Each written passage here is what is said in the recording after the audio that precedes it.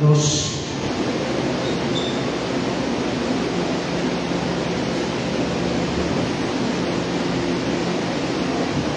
Déjame te cuento esta historia, pero primero déjame hacer una prueba de sonido.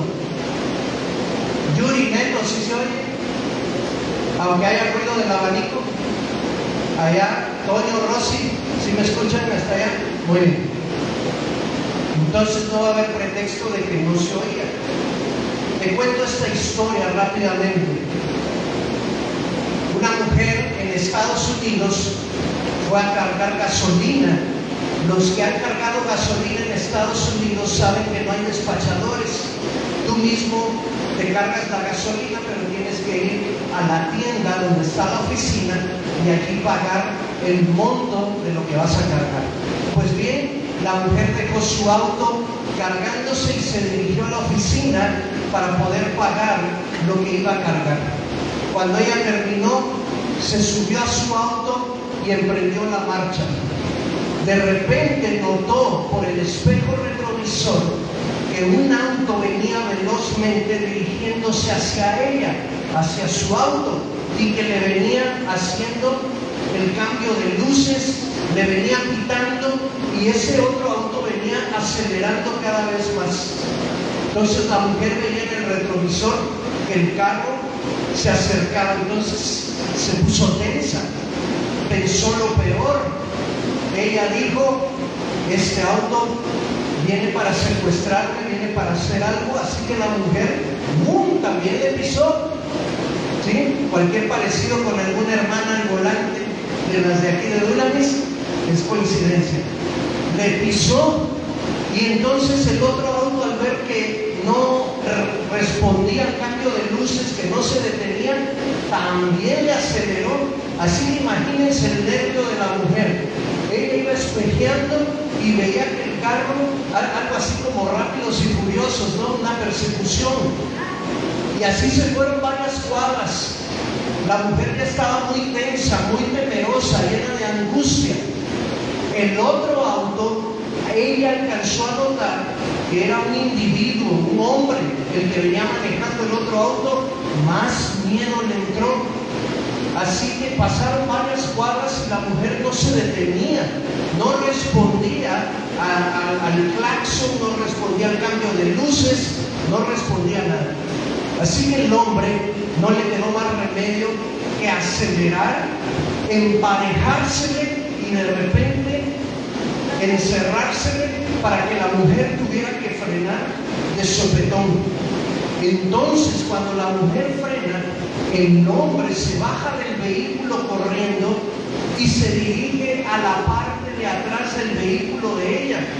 Y entonces abre la puerta rápido, se mete al vehículo y del vehículo saca del interior a otro hombre. La mujer estaba sorprendida. Dice, ¿pero qué está ocurriendo? El hombre le dice, señora, es que usted cuando bajó en la gasolinera no se dio cuenta que este otro se metió a su auto. Y yo alcancé a ver que traía un cuchillo. Por eso es que la vengo persiguiendo, por eso es que le vengo haciendo señales para librarla del peligro de este individuo. ¿Te ha pasado en alguna ocasión que malinterpretas las acciones de otra persona? Que te confundes y que tomas actitudes que no deberías tomar. ¿Te ha sucedido que tu percepción te lleva a sacar conclusiones premeditadas y entonces te encuentras huyendo de aquel que quiere ayudarte y recibiendo a aquel que quiere perjudicarte? A veces suele suceder. Y en esto, hermanos, de las relaciones interpersonales nos va a suceder muy a menudo. Cuando el Señor puso en mi corazón que el aniversario 10 lo celebráramos hablando del tema de la conquista, en mi mente estaban gigantes, ciudades, ejércitos, Satanás. El libro de Josué que hemos estado leyendo, y nunca pasó por mi mente que el Señor también nos pide que conquistemos nuestro propio ejército. ¿Cuál es nuestro propio ejército? La iglesia. A veces los conflictos no vienen de afuera o no están afuera. A veces los conflictos están, ¿dónde? Están aquí adentro. Y también aquí adentro Dios nos pide que conquistemos, que seamos valientes, que nos esforcemos, que luchemos. Hoy vamos a hablar de los malos entendidos. Josué capítulo 22. Mira el dibujito.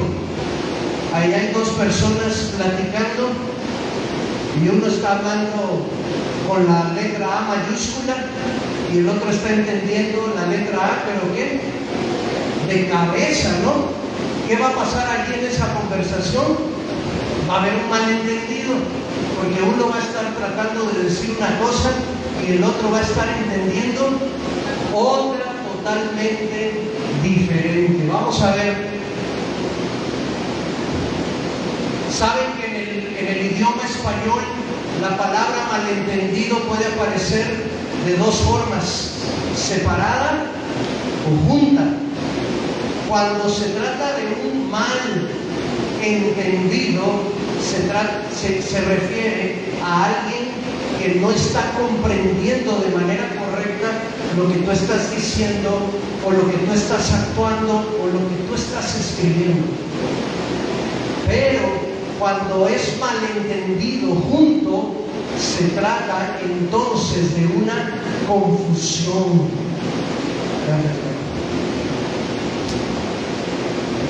Ya tengo aquí como tres, pero está bien porque está más frío. ¿Se entiende la diferencia entre uno y otro? En el primero, recae más sobre la persona que está viendo, que está leyendo o que está tratando de interpretar lo que tú estás haciendo. No lo comprende de la manera correcta, como el ejemplo de los dos bonitos. Y en el segundo se trata de una situación general donde se confunde, se arma una confusión, un caos, y cada quien interpreta como le da su gana. Entonces, imagínense, se hace un caos más grande. En el pasaje que encontramos hoy, en Josué capítulo 22, a partir del versículo 10 en adelante, es una historia larga, no la voy a leer, se las voy a contar. Recordarán que la tribu de Rubén, de Gad y de Manasés, ellos ya habían recibido herencia antes de cruzar el río Jordán. Ellos recibieron herencia del lado este, mientras que el resto de las tribus recibieron su tierra del lado oeste, cruzando el Jordán. Vimos la semana anterior que ya Dios le había dado descanso a Israel, que ya había traído paz en su territorio y la tierra ya había sido repartida. Así que llegó el momento para que la tribu de Rubén, la tribu de Gad y la media tribu de Manasés regresaran con su familia. Recuerdan al inicio del libro que Josué les pidió a los hombres de estas tribus que cruzaran el río y lucharan con todos sus hermanos hasta que conquistaran la tierra. Ellos hicieron un trato: cuando ya hayamos conquistado todo el territorio, ustedes podrán regresar con su familia. Pues bien, había llegado ya el tiempo de regresar, y en eso iban rumbo hasta sus tierras, cuando antes de cruzar el Jordán, estos hombres se juntaron y dijeron lo siguiente: hagamos un altar que nos sirva a nosotros y a nuestros hermanos de recordatorio, un altar conmemorativo que sirva como testigo de que el Dios de Israel es el Dios de las 12 tribus. Porque ¿qué tal si al estar separados nuestros hermanos nos dicen: ustedes ya no pueden venir a donde nosotros adoramos al Señor? Recuerden que el tabernáculo fue levantado para adorar al Señor y presentar las ofrendas y los sacrificios del lado oeste, donde estaban las 9:30 tribus. Entonces los del otro lado dijeron: no nos gusta eso, porque van a pasar otras generaciones y quizás nos nieguen el acceso. Así que pongamos este altar como un recordatorio para ellos y también para nosotros. Yo no sé cómo, pero dice el pasaje que las otras tribus se enteraron de lo que estaban haciendo las 2:30 tribus. ¿Cómo es que corre la noticia? Yo no lo sé, pero lo que sí sé es que las noticias vuelan y corren. A veces suceden cosas entre nosotros que pareciera que solo lo sabemos la familia afectada con la otra familia. Y nada, cuando te enteras, dices: no, yo ya sabía, y yo también ya sabía, y aquel también ya sabía. ¿Cómo? Bueno, ese sería otro tema, y no nos vamos a meter en eso. Llega la noticia a las otras tribus, y las tribus se confunden. Las otras 9:30 tribus sacan argumentos, pensamientos sin corroborar. ¿Cuál fue la impresión que tuvieron las otras tribus que estaban del lado oeste? Ellos dijeron: las 2:30 están traicionando al Señor. Apenas se están yendo a vivir a sus casas y ya se olvidaron de nuestro Dios. Están construyendo un altar pagano, están construyendo un altar para adorar a los dioses de estas tierras, están construyendo un altar para ellos mismos presentar las ofrendas y los sacrificios, cosa que no les corresponde.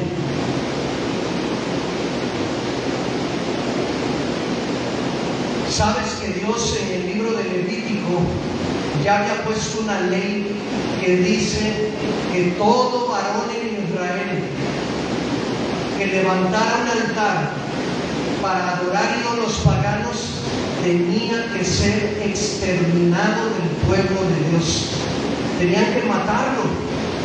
Por esa razón, dice el pasaje, que los capitanes y los líderes de las 9:30 tribus se pusieron de acuerdo, le dijeron a Josué lo que estaba pasando, al sacerdote, y dijeron: vamos todos en contra de ellos, a declararles la guerra, a exterminarlos y a matarlos, aunque sean nuestros hermanos, porque la ley de Dios dice que debemos guardar con celo la adoración a Él.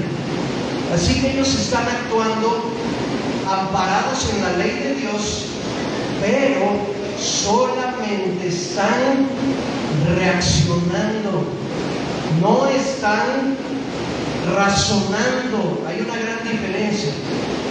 Cuando hablemos hoy de los malos entendidos, nos queremos concentrar en cómo resolverlos, porque seguramente tarde o temprano van a llegar a alguna familia de la iglesia con otra familia de la iglesia. Y yo quiero dejarles esta lección para que sepan cómo actuar en caso de. Muchas veces, cuando nuestros ojos nos hacen ver cosas que no estamos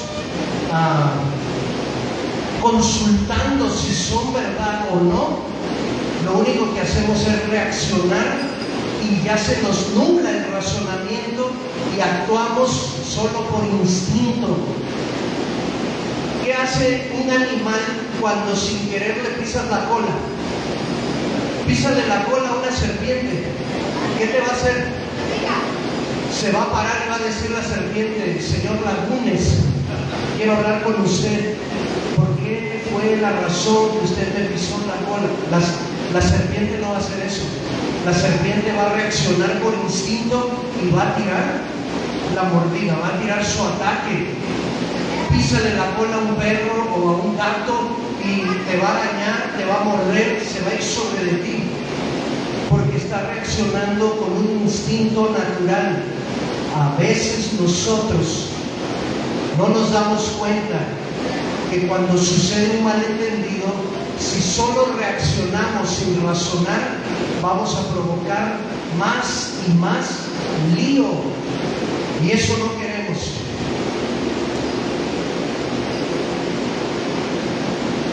Viaja toda la comitiva de las 9 tribus y media, van acompañados del sacerdote y llegan, y justo antes de lanzarse en guerra para justiciar a las otras 2 tribus y media, por ahí le entra el razonamiento a alguno y dice: ¿por qué mejor no mandamos primero una comitiva para que vaya y hable con nuestros hermanos para ver qué está pasando?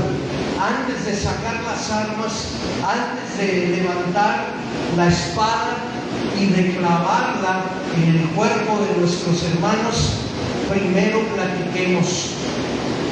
Para que haya un malentendido se necesita por lo menos 2 partes. Así que vamos a ver qué hizo la primera parte para resolver este conflicto de un malentendido. La parte 1 son las 9:30 tribus del lado oeste. ¿Qué fue lo primero que hicieron? Se abrieron al diálogo. Traían la espada y estaban listos para sacarla. Estaban listos para reaccionar, pero razonaron y dijeron: no, vayamos y platiquemos con ellos para ver qué está pasando. Así que, hermano, antes de que, como los alacranes, levantes la cola y saques ¿cómo se llama?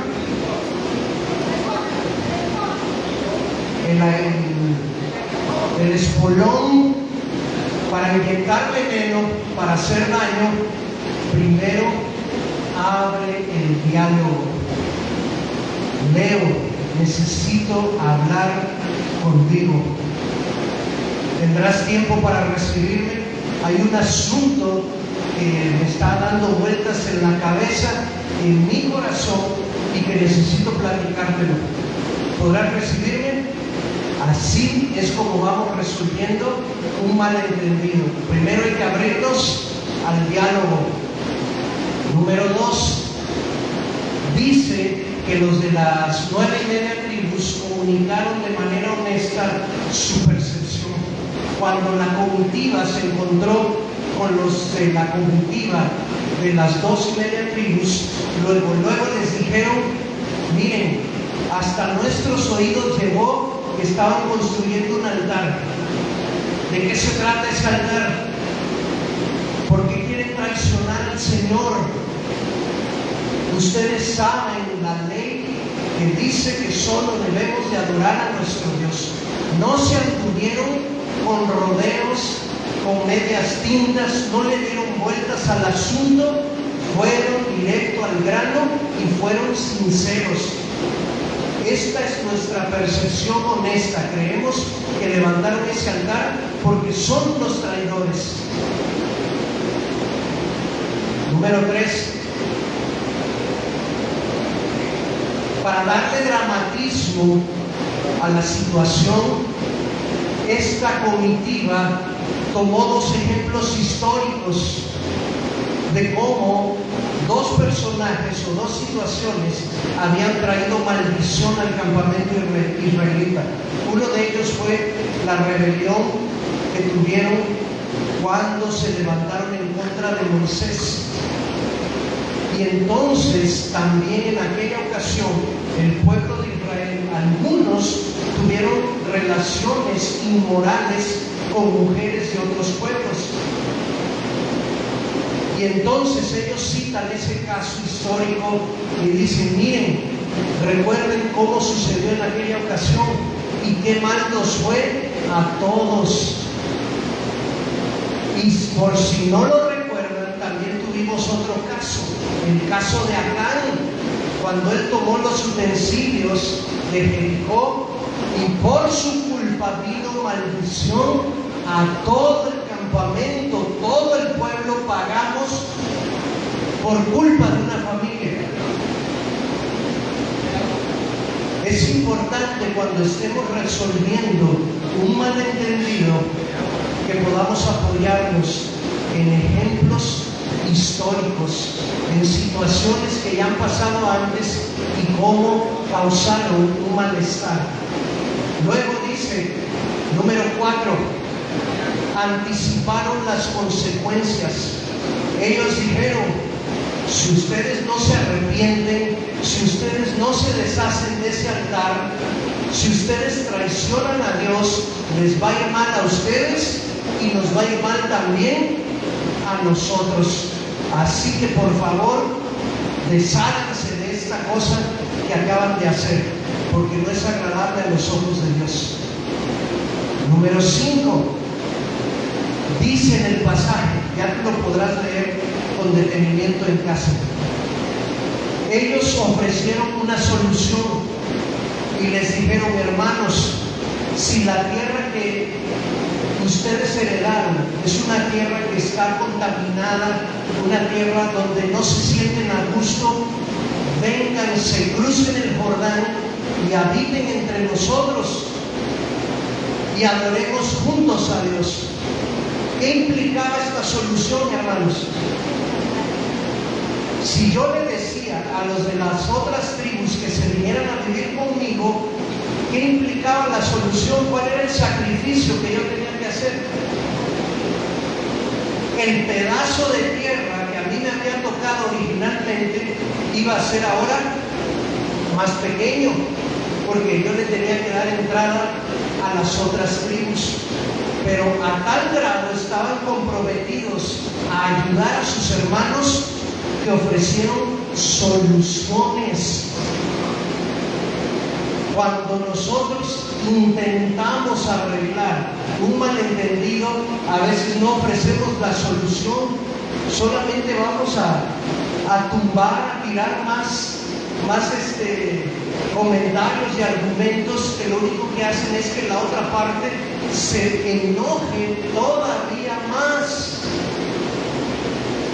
Observen que los dos ejemplos históricos no tenían que ver con los hermanos de esas tribus, sino que eran ejemplos generales, porque a veces en la discusión, mientras intentamos arreglar el conflicto, decimos, no, Leo, es que acuérdate, que a mí lo hiciste la vez pasada. Entonces, el ejemplo histórico es sobre el mismo Leo. Y entonces Leo va a poner en guardia, se va a poner defensivo. ¿Vamos bien hasta aquí? ¿Sí? ¿No se me han deshidratado? ¿No? Bueno, síganme soplando. ¿Qué hizo la parte 2? Los de la comitiva de Rubén, Gad y la media tribu de Manasés. Fíjense cómo ellos en el pasaje no interrumpen a los de la comitiva de las 9:30 tribus, los dejan que hablen. ¿No te ha pasado que cuando tratas de resolver una situación y empiezas a dar tus razones, la otra parte dice, no, pero no es cierto, no, estás mintiendo, y no te deja hablar, no te deja defender, no te deja expresar tu argumento, y entonces siguen chocando el uno con el otro? Estos se quedaron calladitos. No interrumpir va a ayudar a que el malentendido se pueda resolver. Número 2, acá en el norte decimos que hay que aguantar vara. Es una expresión común, una expresión del pueblo. Aguantar vara significa que contenerse y no decir nada a fin de evitar más conflicto. Observan que cuando la comisión de las 9:30 tribus fueron, les dijeron: quiten ese altar porque ustedes están traicionando a Dios.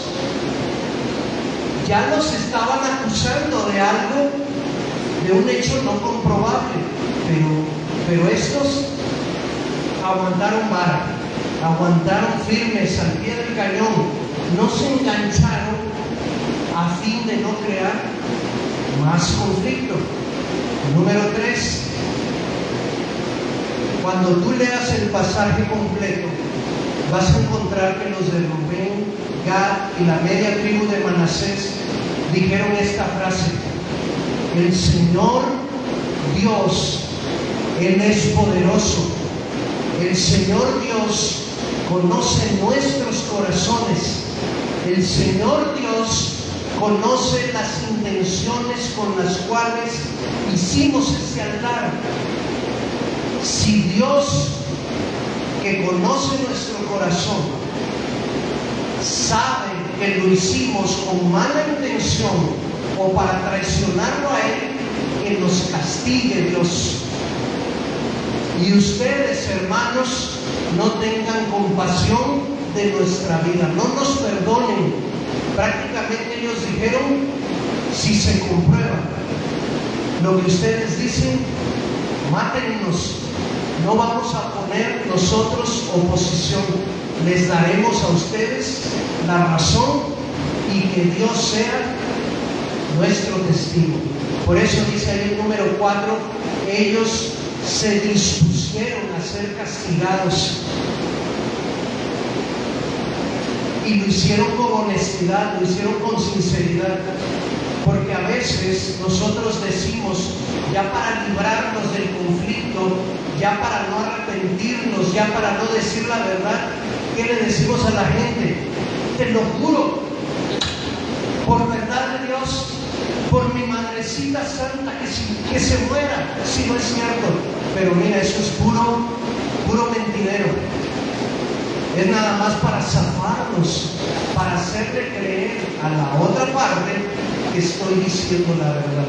Pero en este caso, hermanos, sí era la verdad. Y sí ellos estaban dispuestos a pagar en caso de que se les comprobara que habían hecho las cosas de manera equivocada. Por último, ellos declararon la razón por la cual hicieron aquel altar y dijeron, ¿qué dice allí? Si nos permiten, queremos decirles que ese altar que ustedes ven antes de cruzar el Jordán no es un altar para sacrificar ofrendas, no es un altar para usurpar las funciones del sacerdote. No queremos ese altar para eso. Hicimos el altar solamente para que quede como un testigo entre ustedes y nosotros de que nosotros también pertenecemos al pueblo de Dios.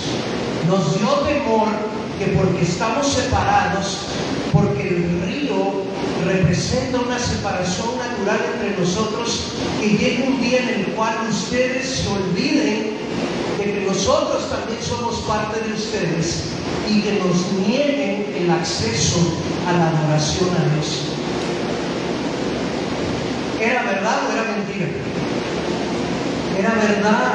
Esa fue la razón por la cual construyeron aquel altar. Te das cuenta que si estas personas de las 9:30 tribus no se hubieran tomado el tiempo para abrir el diálogo, ¿qué habrían hecho? ¿Qué habrían hecho? Una injusticia. Habrían matado a sus hermanos y los habrían exterminado sin ellos tener culpa, tan solo por una sospecha que no fue comprobada, por un malentendido que no fue resuelto. ¿Cuántas veces tomamos actitudes entre nosotros y decimos, oye, la chiflada de Claudia ni me habló esta mañana? saludó, ya ha de traer algo de seguro, porque yo la conozco como es.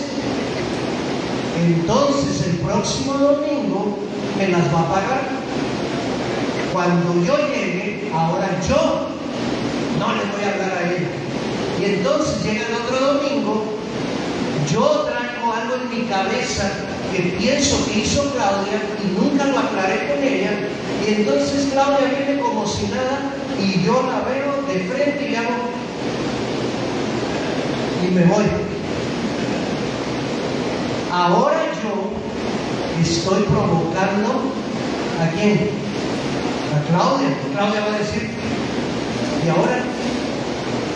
¿De cuál comió el pastor? ¿Por qué me hizo eso? Y a lo mejor Claudia se resiente en su corazón y Claudia dice, pues entonces el próximo domingo, que va a ser mi cumpleaños, no voy a invitar al pastor, para que vea lo que se siente. Llega el otro domingo, sale en Facebook las fotos de la fiesta de Claudia. Yo estoy en Facebook, veo las fotos y digo, mira esta, todavía que no me habló hace 2 domingos, ahora se atreve a no invitarme a su fiesta de cumpleaños. A estas alturas estamos como el episodio aquel de la Pantera Rosa, ¿se acuerdan? Bueno, la Pantera Rosa es de mis tiempos, algunos no saben ni quién es. Cuando le pide prestada la podadora al vecino, y entonces aparece el diablo y empieza a poner puras prejuicios entre uno y otro, de tal manera que terminan peleándose a muerte los vecinos, y el diablo dice, lo logré. ¿Cómo un malentendido que no es resuelto a tiempo y que no sigue estas instrucciones se puede convertir en la Tercera Guerra Mundial? ¿Sabes una cosa, hermano? Se necesita la presencia de Dios y la guía de Dios para poder conquistarnos los unos a los otros. La parte que se siente ofendida porque malentendió el mensaje necesita tener la humildad para abrir el diálogo, como lo hizo las 9:30 tribus. La otra parte que no hizo nada para ofender al otro, pero que se da cuenta que el otro está ofendido, también necesita la humildad para dejar que el otro se exprese. Y así nos vamos, ¿verdad? Entre humildad y humildad y humildad, hasta que por fin el conflicto, el malentendido puede quedar resuelto. Mira cómo termina la historia. Ayúdenme por favor a buscar ese versículo en el capítulo 22. Es que no traje mis lentes y no traigo la Biblia grandota. ¿Qué número es de versículo? Donde dice allí, ¿qué número? 33, 22, 33. ¿Qué dice?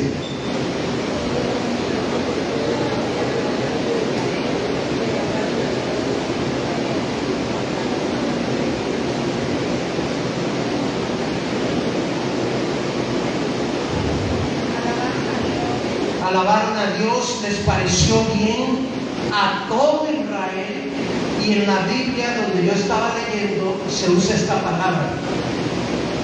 Todos en Israel quedaron conformes.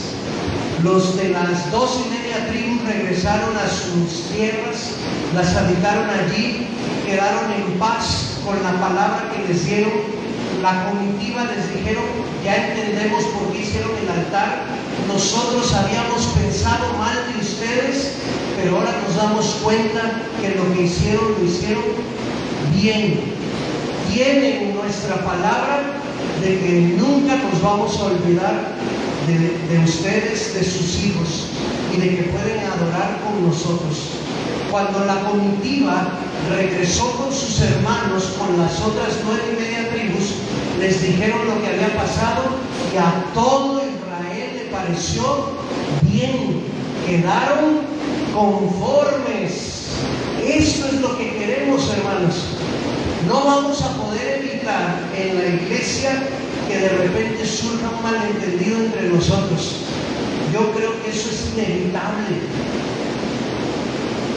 A veces hacemos cosas con o sin intención que las otras personas observan y lo toman a mal, lo malinterpretan, se confunden y se genera allí un conflicto. El conflicto se puede detener a tiempo si seguimos este orden, si seguimos estas instrucciones.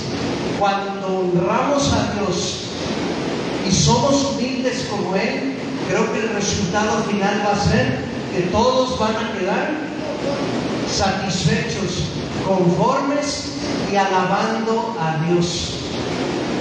Pero cuando dejamos que nuestra carne tome el control, cuando no escuchamos, cuando interrumpimos, cuando señalamos, cuando juzgamos, cuando ya llevamos la espada desenvainada y no dejamos tiempo para el diálogo, entonces se va a armar una guerra civil. Una guerra civil es el término para identificar una situación a nivel interno. ¿Y a quién le gusta? ¿A quién le gusta disfrutar de su propia familia cuando hay problemas entre los hermanos o entre un papá con un hijo o entre los esposos? No se disfruta estar en casa cuando el ambiente es un ambiente tenso. Lo mismo sucede en un área de trabajo, cuando los compañeros están en conflicto, ¿sí? Cuando en las quejas, todos contra todos, mesero contra cocinero, contra cobrador, se genera un ambiente que no es agradable. ¿Quién puede adorar a gusto cuando en su iglesia tiene un conflicto no resuelto? ¿Qué tenemos que hacer?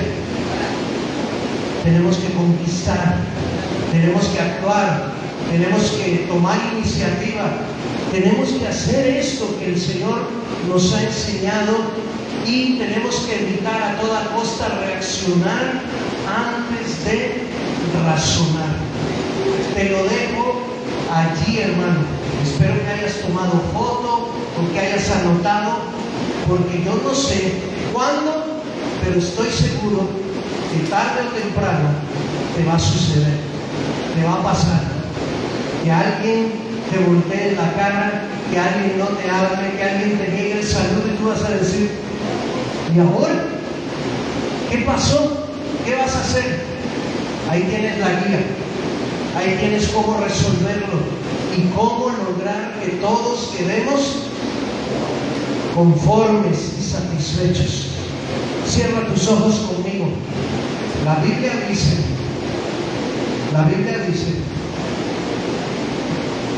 que seamos solícitos en el libro de Efesios en guardar la unidad del Espíritu en el vínculo de la paz. Solícitos en guardar la unidad del Espíritu en el vínculo de la paz. Tú y yo somos guardianes de la unidad del Espíritu. Es nuestra tarea, nuestro deber y nuestra responsabilidad mantener ese vínculo unido, pero hacerlo en paz. Hacerlo en paz. Mientras tienes tus ojos cerrados, comprométete con Dios a ser un instrumento de paz y un guardián de la unidad aquí en nuestra iglesia local, allí en tu área de trabajo, allí en tu familia.